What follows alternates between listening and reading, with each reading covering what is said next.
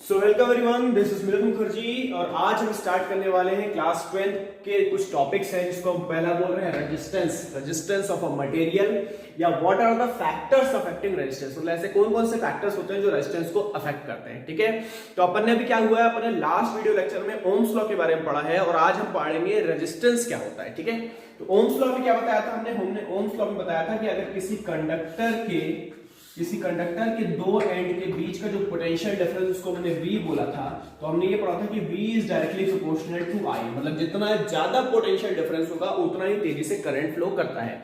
ये हमने last video में बहुत अच्छी तरीके से समझ लिया था। फिर हमने देखा था कि और कोई दूसरे फैक्टर हो सकते हैं क्या जो इस पोटेंशियल और करंट की इक्वेशंस को सेटिस्फाई करेंगे। तो हमने देखा था जैसे ही इस प्रोपोर्शनलिटी साइन को हटाते हैं तो हमारे पास एक कांस्टेंट आता है, उस कांस्टेंट को हम कैपिटल R से लिखते हैं और वो कैपिटल R क्या है, यही कैपिटल R क्या कहलाता है, यही कैपिटल R हमारा रेजिस्टेंस कहलाता है। ठीक, अब समझते हैं रेजिस्टेंस क्या है। तो मैंने बोला कि जैसे ही मैं इस कंडक्टर को किसी सर्किट से जोड़कर एक बैटरी से कंबाइन कर देता हूं तो यहां से मेरा करंट फ्लो होना स्टार्ट करता है।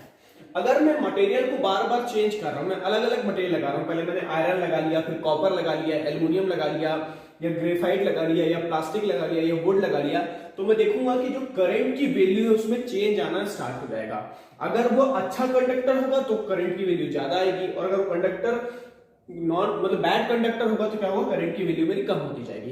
तो ऐसा कौन सी प्रॉपर्टी है जो करंट को फ्लो होने से रोक रही है, ऐसी एक प्रॉपर्टी है जो कि करंट को फ्लो होने से रोक रही है, उसी प्रॉपर्टी को हम क्या बोलते हैं, उसी प्रॉपर्टी को हम रेजिस्टेंस बोलते हैं। रेजिस्टेंस का मतलब ये हुआ कि ये मटेरियल की प्रॉपर्टी है जो कि करंट को फ्लो होने से रोकने की कोशिश कर रही है। इस अपोजिंग प्रॉपर्टी को हम क्या बोलते हैं, इस अपोजिंग प्रॉपर्टी को हम रेजिस्टेंस बोलते हैं। जब हम कंडक्टर्स में जाएंगे, जैसे मेटल्स में जाएंगे, मेटल्स में ज्यादातर कंडक्टर होते हैं हमारे पास, जब हम मेटल्स में जाएंगे देखेंगे रेजिस्टेंस की वैल्यू बहुत कम होती है और वैसे हम नॉन कंडक्टर में जाएंगे तो रेजिस्टेंस की वैल्यू बहुत ज्यादा हो जाती है। ठीक, तो रेजिस्टेंस की जब मैं एसआई यूनिट की बात करता हूं तो रेजिस्टेंस की एसआई यूनिट बनती है मेरे पास ओम। अगर मेरे को रेजिस्टेंस को मेजर करना है, मान लो मुझे किसी कंडक्टर के अंदर के रेजिस्टेंस को मेजर करना है, तो मैं कैसे मेजर करूंगा, यहां से मैं फॉर्मूला बना लूंगा कि R is equals to V upon I बन जाएगा। मतलब मैं क्या करूंगा, पहले मैं चेक कर लूंगा कि मैं कितना पोटेंशियल प्रोवाइड कर रहा हूं और मैं देख रहा हूं कि मेरे पास कितना करंट आ रहा है। लेट अस सपोज दैट कि मैंने 6 वोल्ट का पोटेंशियल अप्लाई किया हुआ, 2 एम्पीयर करंट आ रहा है, तो यहाँ पे क्या बन जाएगा, मेरे पास 6 हो जाएगा मेरे पास पोटेंशियल डिफरेंस और I हो जाएगा मेरे पास 2, तो अल्टीमेटली क्या बन जाएगा, मेरे पास 3 हो जाएगा। जो मैं एसआई यूनिट की बात करता हूं वो एसआई यूनिट होती है मेरे पास 1 ओम। ओम इन साइंटिस्ट का नाम है जो कि ओम्स लॉ दिया हुआ है तो उन्हीं के ऑनर में रखा गया है। इसको हम ग्रीक लेटर का इस्तेमाल करते हैं, ग्रीक लेटर मेरा सा ओमेगा की तरह होता है। ठीक है, तो 1 ओम कितना होता है, 1 ओम बराबर 1 वोल्ट अपॉन का 1 एम्पियर। ये क्या हो गया, 1 ohm is equals to 1 volt upon का 1 एम्पियर। मतलब जो एसआई यूनिट ऑफ रेजिस्टेंस होती है वो क्या होती है, ओम। तो यहाँ पे मेरा इस केस में रेजिस्टेंस क्या आ जाएगा, यहाँ पे रेजिस्टेंस आ जाएगा मेरे पास 3 ओम। मतलब नटशेल में हमको सिर्फ इतना जानना है कि रेजिस्टेंस क्या है। रेजिस्टेंस एक मटेरियल की कांस्टेंट प्रॉपर्टी है जो कि फ्लो ऑफ करंट को अपोज करता है। ठीक, एक बात। दूसरी बात, रेजिस्टेंस को मैं मेजर किस तरीके से करूंगा, तो रेजिस्टेंस को मेजर करने के लिए मेरे पास एक फॉर्मूला हो गया, वो हो गया R is equals to V upon I। फिर इसकी एसआई यूनिट क्या होगी, इसकी एसआई यूनिट होगी ओम, और 1 ओम कितना होगा, 1 ओम 1 वोल्ट अपॉन 1 एम्पियर के बराबर होगा। चलिए अपन आगे बढ़ते हैं कि what are the factors affecting resistance. अभी तो हमने ये जान लिया कि एक मटेरियल है, उसकी एक खुद की प्रॉपर्टी है, खुद की कांस्टेंट प्रॉपर्टी है जिसकी वजह से वो करंट को अपोज करता है, करंट की फ्लो को मना करता है। अब हम देखते हैं ऐसे कौन कौन से फैक्टर हैं जो रेजिस्टेंस को बढ़ा सकते हैं या घटा सकते हैं। तो मैं बोर्ड को रब कर रहा हूं, फिर चलते हैं अपन फैक्टर्स अफेक्टिंग रेजिस्टेंस। चलिए अब चलते हैं अपन what are the factors that affect resistance. मतलब ऐसे कौन कौन से फैक्टर्स होते हैं जो रेजिस्टेंस को बढ़ा सकते हैं या घटा सकते हैं। ठीक, सबसे पहले हमने बोला लेंथ। लेंथ क्या है, length of the conductor. Length of the conductor का मतलब ये हुआ कि जैसे मैंने ये कंडक्टर इमेजिन किया हुआ है और मैंने क्या किया, इसको किसी सर्किट से ज्वाइन किया, तो मैं क्या देख रहा हूं, इसमें से मेरे पास एनर्जी फ्लो कर रही है। अब इस डायग्राम को ध्यान से देखिएगा, मैं बोल रहा हूं इसमें से एनर्जी फ्लो कर रही है और फ्लो करने के बाद जैसे कंडक्टर में जाता है तो कंडक्टर की एक प्रॉपर्टी है जो इसको अपोज करने का काम कर रही है और उसको मैं क्या बोलता हूं, उसको मैं रेजिस्टेंस बोलता हूं। अब मैं यहां देख सकता हूं कि लेंथ ऑफ कंडक्टर मेरा जितना ज्यादा होगा, ये जो अपोजिंग प्रॉपर्टी वाला मटेरियल मेरा उतना ज्यादा होगा तो मेरे को क्या दिखेगा, मेरे को रेजिस्टेंस ज्यादा मिलेगा। मतलब जब मैं यहां पे जाता हूं तो मेरे पास सीधा सीधा इक्वेशन आता है कि resistance is directly proportional to the length. मतलब जितनी ज्यादा लेंथ ऑफ कंडक्टर होगा रेजिस्टेंस भी उतना ज्यादा होगा। मतलब अगर मेरा वायर है, वो वायर की लेंथ मेरी बहुत ज्यादा होती जा रही है तो जितनी ज्यादा लेंथ होती जाएगी उतना ही ज्यादा रेजिस्टेंस मेरा होता चला जाएगा। चलो अब अपन आगे बढ़ते हैं सेकंड पॉइंट पे। सेकंड पॉइंट है अपना एरिया ऑफ क्रॉस सेक्शन या cross sectional area. Cross sectional area, cross sectional area मैं किसको बोल रहा हूं, क्रॉस सेक्शनल एरिया बोल रहा हूं जैसे ये वायर है मेरे पास, ये मेरा वायर क्या हुआ है, इसको मैंने बीच से काट दिया। जब मैं काट दिया तो क्या कर देखूंगा, यहाँ पे मेरे को एक एरिया दिखाई देगा। ठीक, तो यहाँ पे हमारे पास जो रिलेशन बनता है क्रॉस सेक्शनल एरिया का, कि area is inversely proportional to cross sectional area. Inversely proportional का मतलब ये हुआ कि तार का क्रॉस सेक्शनल एरिया जितना ज्यादा होगा रेजिस्टेंस उतना कम होगा। इनवर्सली प्रोपोर्शनल काम कर रहा है। यहां हम देख रहे हैं लेंथ जितना ज्यादा होगा तो रेजिस्टेंस भी उतना ज्यादा होगा, लेकिन यहां हम देख रहे हैं कि अगर एरिया मेरा ज्यादा होगा तो रेजिस्टेंस मेरा कम होगा। इसको मैं कहता हूं इनवर्सली प्रोपोर्शनल। अब ऐसा क्यों होता है उसको नजर डालते हैं। देखिए मैंने बोला कि अगर मैं दो एग्जांपल लेता हूं, मैंने बोला एक पतला सा वायर है मेरे पास और मैंने बोला कि एक मेरे पास थोड़ा सा थिक वायर है, मोटा सा वायर है। मोटा सा पतला है, इसमें मोटे में क्या बोल रहा हूं कि अगर ये पतला वायर है इसमें ना क्रॉस सेक्शनल एरिया इसका बहुत कम है। अगर मैं इसको काट के देखूं तो इसमें छोटा सा एरिया मुझे मिलेगा, और अगर मैं इसको काट के देखूं तो मेरे को बड़ा एरिया मिलेगा। जब मैं एक छोटे से एरिया की बात करता हूं तो इसमें जो नंबर ऑफ एटम्स हैं, नंबर ऑफ एटम्स की संख्या भी कम होगी कंपैरेटिवली इस क्रॉस सेक्शन एरिया की बात करूंगा तो इसमें नंबर ऑफ एटम्स की संख्या ज्यादा होगी। जब नंबर ऑफ एटम्स ज्यादा होंगे तो नंबर ऑफ फ्री इलेक्ट्रॉन्स ज्यादा होंगे, और जब नंबर ऑफ फ्री इलेक्ट्रॉन्स ज्यादा होंगे तो पर यूनिट क्रॉस सेक्शन में ज्यादा, यहाँ पे मैं देख रहा हूं कि पूरे एरिया में मेरे ज्यादा नंबर ऑफ फ्री इलेक्ट्रॉन्स दौड़ लगा सकते हैं।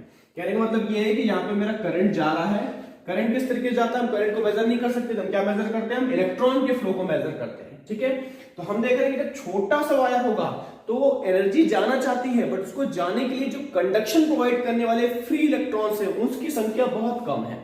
लेकिन जब वही वायर मेरा मोटा हो जाएगा, वायर का डायमीटर ज्यादा हो जाएगा, वायर का क्रॉस सेक्शन ज्यादा हो जाएगा, तब मैं देख सकता हूं कि जो कंडक्शन प्रोवाइडेड करने वाले एलिमेंट्स है जिसको मैं फ्री इलेक्ट्रॉन्स बोल रहा हूं, फ्री इलेक्ट्रॉन्स बड़ी तेजी से मूव कर सकेंगे, उसको काफी स्पेस मिलेगी, एक अच्छा एनवायरनमेंट मिलेगा एनर्जी को कंडक्ट करने के लिए। तो यहाँ पे जितना ज्यादा मेरा एरिया होगा रेजिस्टेंस उतना कम होगा, रेजिस्टेंस कम होगा तो कंडक्टेंस ज्यादा होगा।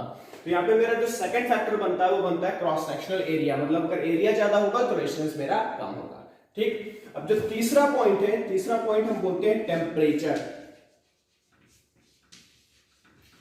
तीसरा पॉइंट हमने बोला टेम्परेचर। टेम्परेचर का मतलब ये हुआ कि जैसे हमने बोला कि एक वायर है, इस वायर को हमने जिस भी कंडीशन पर रखा हुआ है, इसके अंदर का अगर टेम्परेचर कम है, इसके अंदर का टेम्परेचर कम है मतलब उसके अंदर का एनर्जी लेवल अभी कम है। जब एनर्जी लेवल कम है मतलब उसकी एनर्जी वाइज उसमें ओपन स्पेस है, अब उसके अंदर एनर्जी तेजी से मूव कर सकती है। लेकिन अगर मैंने बोला कि किसी कंडक्टर के अंदर का टेम्परेचर ज्यादा है, जब टेम्परेचर ज्यादा है मतलब उसका एनर्जी लेवल ज्यादा है, अब ऑलरेडी वो पहले से एनर्जी फिल करके रखा है तो बाकी की एनर्जी को उसको मूव करने के लिए जगह ही नहीं मिल पाएगी और उसमें कंडक्शन मेरा कम होने लगेगा। इसका मतलब यह हुआ कि जैसे जैसे टेम्परेचर ज्यादा होते जाएगा कंडक्शन मेरा कम होता जाएगा और रेजिस्टेंस की वैल्यू हाई होती चली जाएगी। कैसा बोल रहा हूं मैंने बोला लेट अस सपोज दैट कि ये मेरा आपका कंडक्टर है। ठीक, अब इसके अंदर एक एनर्जी का गैप होता है। एनर्जी का गैप मतलब ये कि एक एनर्जी की स्पेस होती है, उस एनर्जी के स्पेस के कारण क्या होता है, जब मैं किसी बैटरी से कनेक्ट कर रहा हूं तो वो बैटरी से इसमें मूवमेंट हो पा रहा है। क्यों? क्योंकि इसके पास कुछ खाली जगह है जहां पे एनर्जी जा सकती है। बट अगर मैंने इसका टेम्परेचर बढ़ा दिया, टेम्परेचर बढ़ा दिया तो ऑलरेडी ये फुल ऑफ टेम्परेचर हो चुका है, फुल ऑफ एनर्जी हो चुका है, जो कि बाकी की एनर्जी को एक्सेप्ट ही नहीं करेगा। जब बाकी की एनर्जी को एक्सेप्ट नहीं करेगा तो क्या होगा, उसका कंडक्शन डाउन हो जाएगा और रेजिस्टेंस हाई हो जाएगा। मतलब सीधी सी बात है कि जब मैं बात करता हूं टेम्परेचर की तो टेम्परेचर बढ़ने के साथ साथ मेरा रेजिस्टेंस भी बढ़ता जाता है। और ये किसके लिए बात कर रहा हूं, ये मैं अभी सिर्फ और सिर्फ कंडक्टर के लिए बात कर रहा हूं। मैंने बोला कंडक्टर्स क्या होते हैं,